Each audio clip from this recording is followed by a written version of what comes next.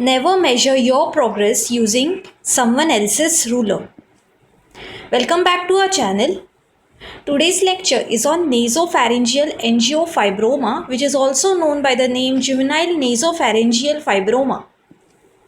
So, we will be studying this topic under the subheadings Introduction, Etiopathogenesis, Clinical Features, Oral Manifestation, Radiographic Features, Histopathologic Features, and the treatment.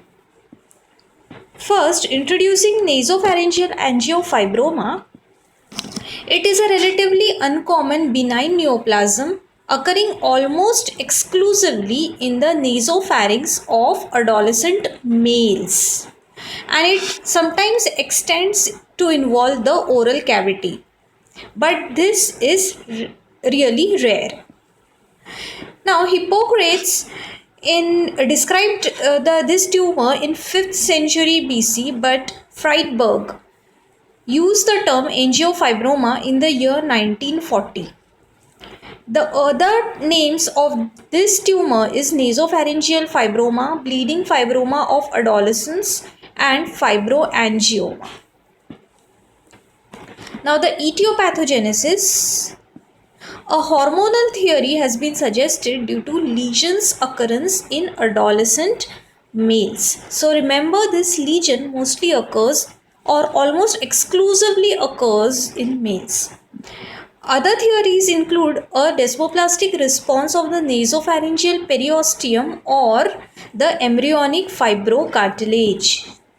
Now, the clinical features of nasopharyngeal angiofibroma, it accounts 0.05% of all head and neck tumors, and it occurs in males exclusively. So, here is an MCQ question. A tumor occurring exclusively in males is nasopharyngeal angiofibroma. Then, if females are affected, they need to undergo genetic testing. It mostly occurs in the second decade of life. Clinical features include nasal obstruction, epistaxis, sinusitis, facial swelling, nasal mass, and proptosis. So here you can see a nasopharyngeal angiofibroma, and here you can see the classic epistaxis and nasal mass. Also, other features include otitis, zygomatic swelling, trismus, reduced vision, and optic nerve involvement. Oral manifestation shows a palatal or a tonsillar mass causing nasal obstruction. Radiographic features show nasopharyngeal polyp and bowing of the posterior wall of the maxillary sinus and opacification of the maxillary sinus. Histologic features, it is an encapsulated tumor having two components, a vascular network and a connective tissue stroma. The vascular network is comprised of numerous blood vessels of varying caliber, varying shape, and they are lined by the simple endothelial lining, and there are more number of blood vessels at the periphery of the lesion, and sometimes there is thrombosis.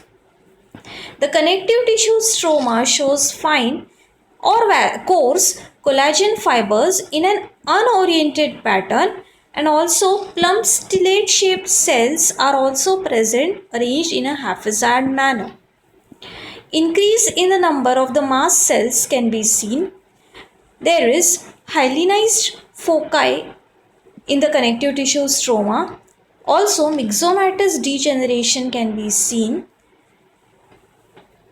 The histopathology of nasopharyngeal angiofibroma is similar to the sclerosing hemangioma. Also, multinucleated stromal cells may be seen sometimes, which shows atypical nuclear and cellular changes.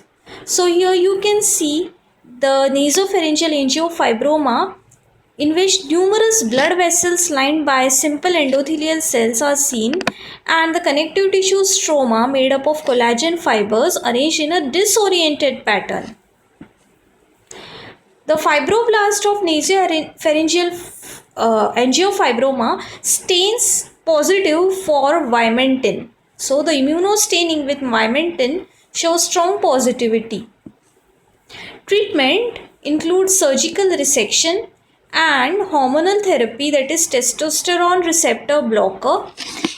There is increased in the recurrence rate of this tumor. So excision should be done and proper follow-up of the patient should be done.